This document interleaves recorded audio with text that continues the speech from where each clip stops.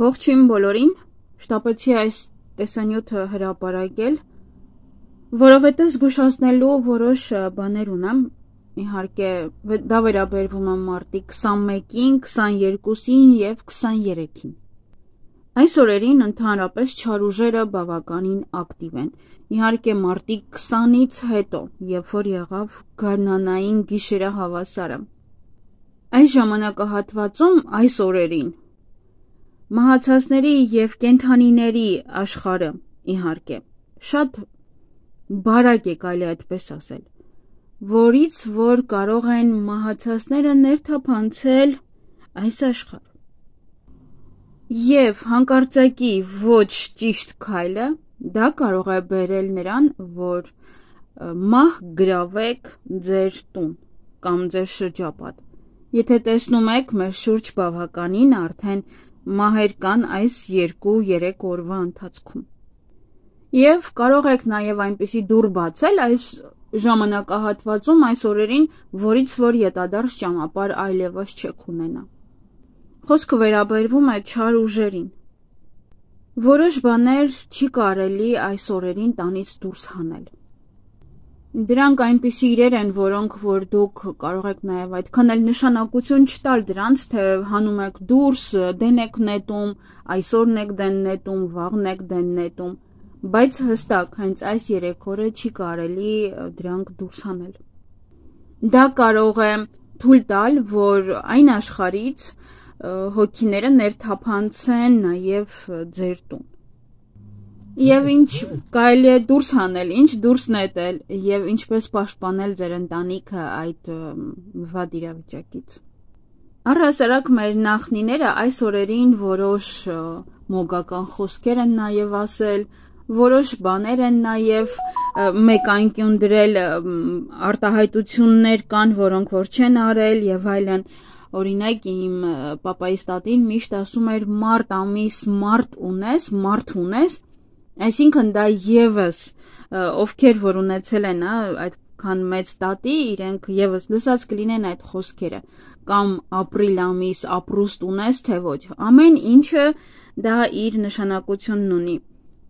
այնպես որ ճիշտ վերաբերվեք օրերին, յուրաքանչյուր օրվան, այն որ մենք ապրում ենք, այս օրերին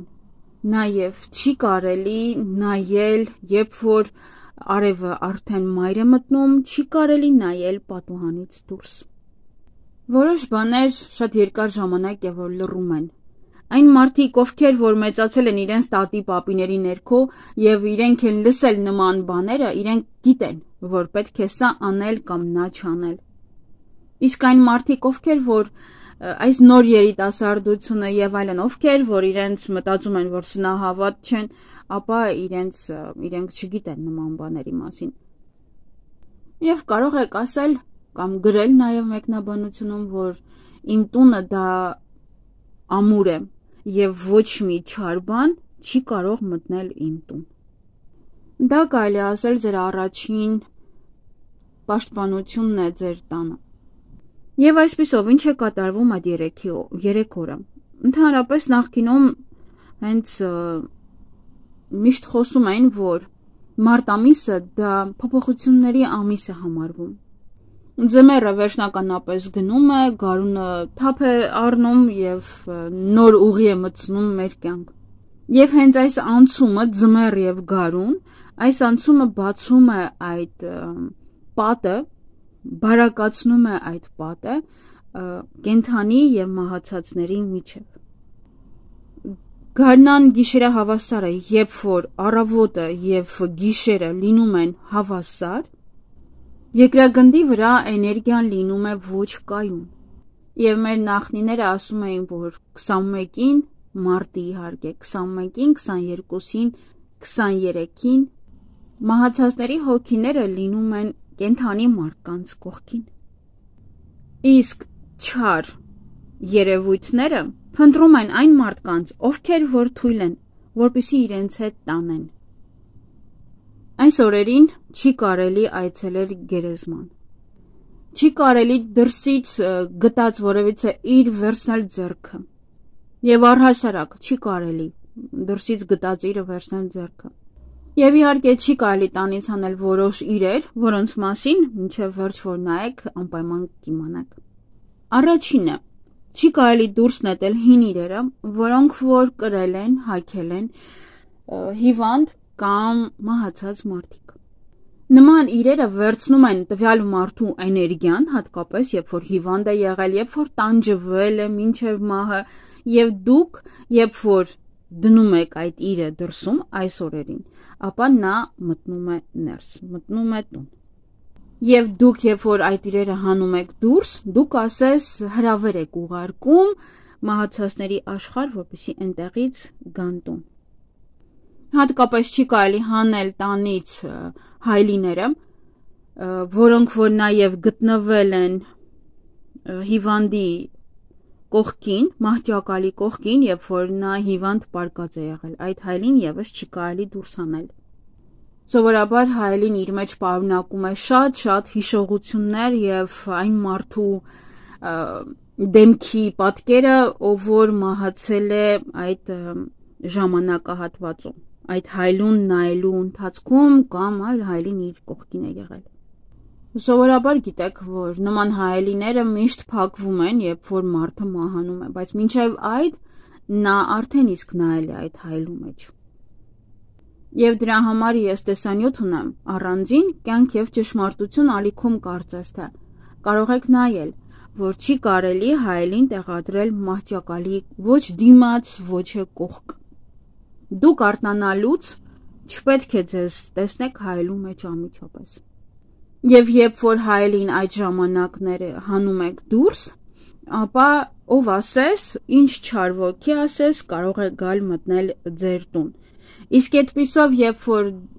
այդ հայելին գտնվում է դեռևս ձեր տանը, հնարավոր է, որ իր հոգին դեռևս ձեզ հետ է։ Եվ շատ ժամանակ նկատած կլինեք, որ երբ որ ընդհանուր ու բորկա եք անում, լինում են օրեր, իհարկե որ բնականը մաքրում եք տունը եւ ավելի հանգիստ եք ձեզ զգում, բայց այս օրերին, երբ որ դուք տունը ու բորկա անեք, ամբողջությամբ մաքրություն անեք, հավանականությունը շատ մեծ է, որ ընտանիքում կսկսվի դժբախտությունները, վեճ, կռիվ եւ այլն։ Նաեւ հիվանդություններ, խնդիրները մեկը մյուսի հետևից։ Եվ եթե դուք այդ օրերին տանից հանեք մահացածների նկարները, որոնց նամակներ, որոնք որ մնացել են, որևիցե մոմեր, որոնք որ վառել եք այդ ժամանակահատվածում եւ այլն, այդ ժամանակ հնարավոր է նաեւ ձեզ մոտ սկսվեն գիշերային վատ երազները, այնպես վախենալու երազներ կարող եք նաեւ տեսնել այդ օրերին։ Իհարկե դրանից հետո Եվ տանը սառնություն եք նկատում, ընդհանուր առմամբ սառն է տունը, երբ որ անգամ դրսում տաք է։ Եվ ինչու հենց մարտը։ Դա շատ հին երևույթ է, շատ հին պատմություն է, որի մասին շատ քչերը գիտեն։ Եվ չգիտեմ ովքեր են լսել կամ լսել եք արդյոք թե ոչ, որ հենց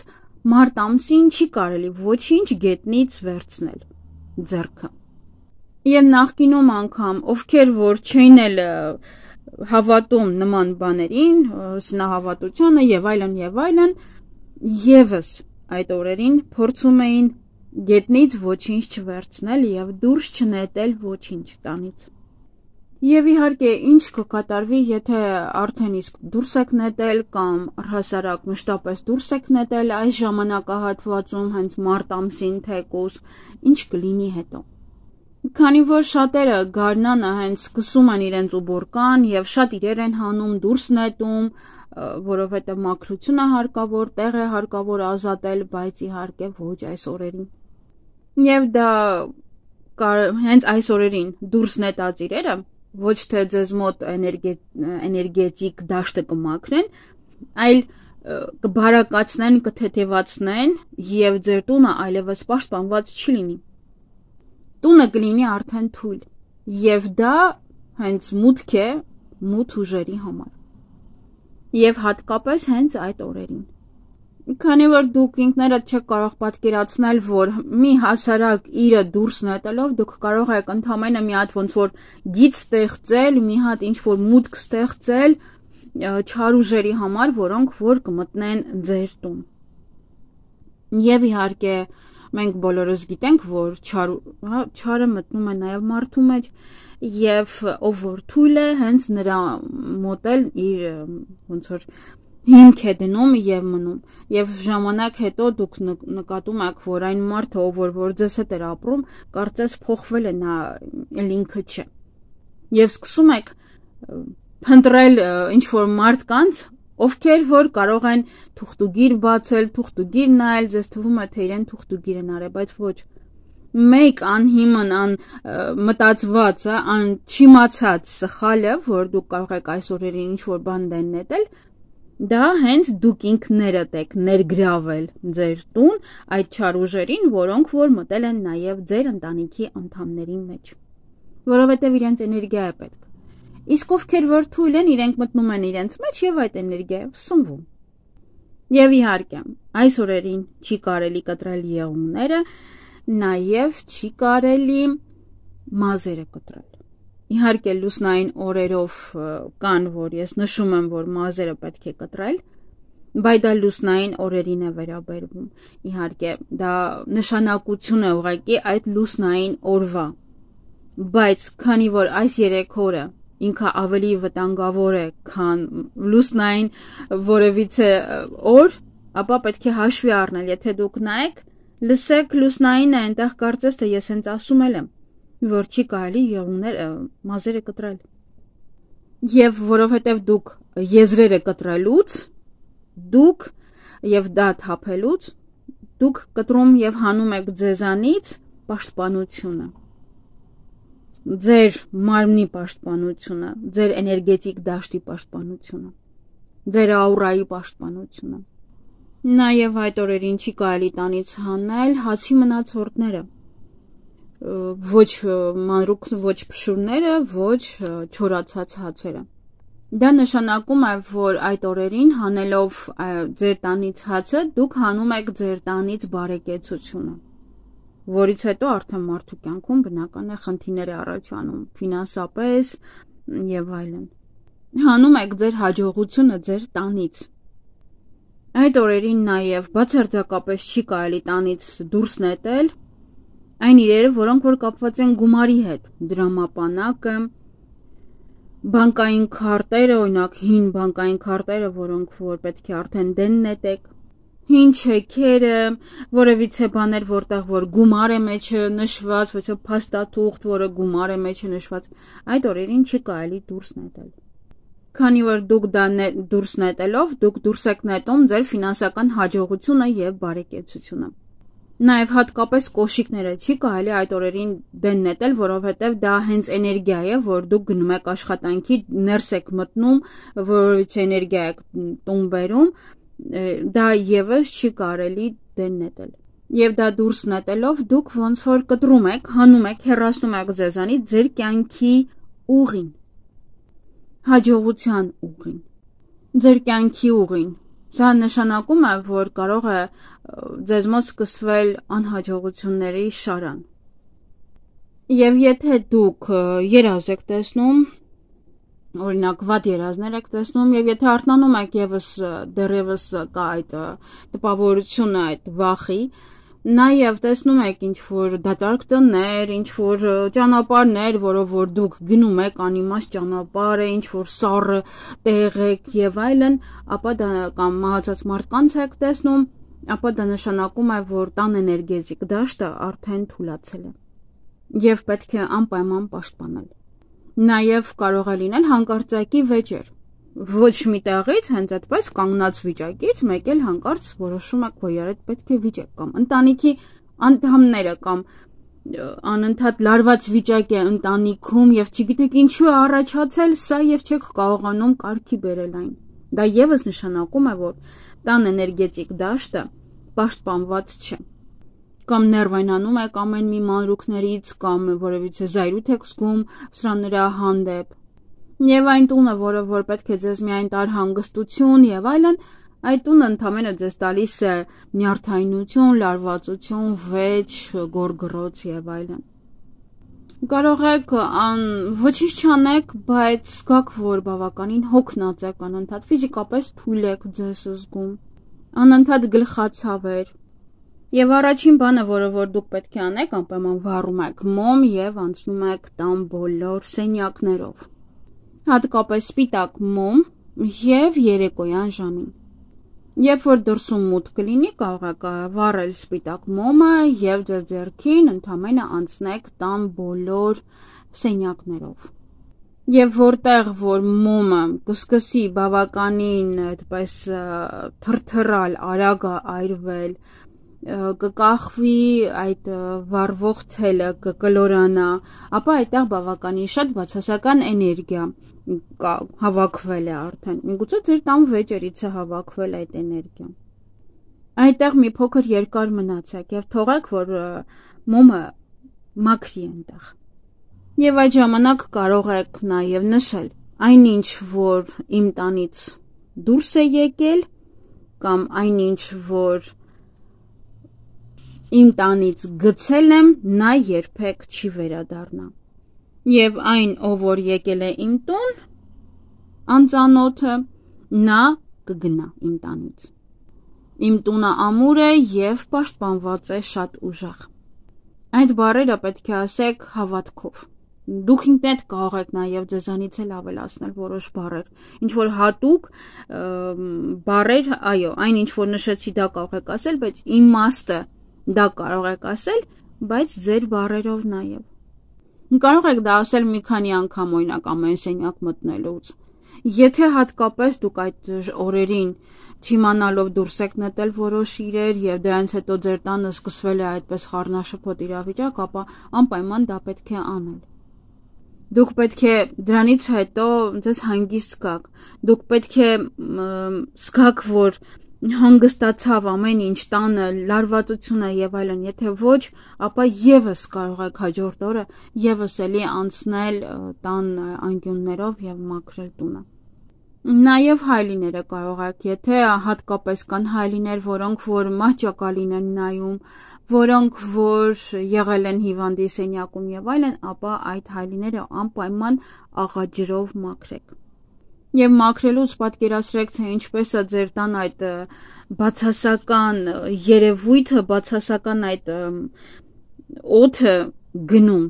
ձեր մաքրությունից հետո։ Նաև կարող եք ընդամենը վերցնել ջուր, ոյցեթաս կամ աման, մեջը լցնել խոշոր աղ եւ իդեպ ասեմ, որ սովորաբար մաքրության համար խոշոր աղն է լավ, ոչ թե մանր աղը։ Եվ դրա համար պետք է շատ նրբորեն մաքրել այն ինչ որ պետք է մաքրեք։ Եվ նաև կարող եք պարզապես ջրի մեջ լցնել աղը եւ աղը, խոշոր աղը, այդպես թողնել ամբողջ գիշերվա ընթացքում։ Եվ այն բացասական էներգիան կհավաքի իր մեջ, իսկ առավոտյան կարող եք նաև չդիպչել ամանին, տանել, թափել այդ ջուրը աղով զուգարանում։ Եվ կարող եք ասել ամեն վատ բանը գնում է եւ հետադարձ ճանապարհել չկա։ Դրանից հետո լավ կլինի, եթե թեկուզ ձեռքերով եք դիպչել, ոչինչ չունեք, համենայն դեպս ձեռքերը լվացեք հոսող ջրի տակ։ Եվ իհարկե, առհասարակ, երբ որ տանը սկսվում է որևիցե վեճ կամ բացասական իրադարձություններ, ապա լցվեք դրականով, ամենակարևորը։ Դուք ինքներդ այնպես մի արեք, որ այդ վեճը շարունակվի։ Դուք գիտեք, որ այդ վեճը ստեղծում է բացասական էներգիա, հատկապես հենց այդ օրերին։ Ավելի հանգիստ եղեք, եւ եթե թեկուզ չիմանալով կամ չեք էլ հիշում, որ այդ օրերին ինչ որ նմանատիպ բան եք դուրս նետել, նախանցած տարի կամ նախանցած տարի եւ այլն, դե այսօր արդեն ես կտեղադրեմ դուք կիմանաք համենայն դեպս։ Եթե դուք չեք հիշում, որ դեն եք նետել հենց այդ օրը թե ոչ, եւ ձեր տանը նման խառնաշփոթ իրավիճակ է, ապա պարզապես մաքրեք։ Մոմ վառելը դա ինչ որ խնդիր չէ ոչ ոքի համար։ Աղաջուրը ես շատ եմ ասել, որ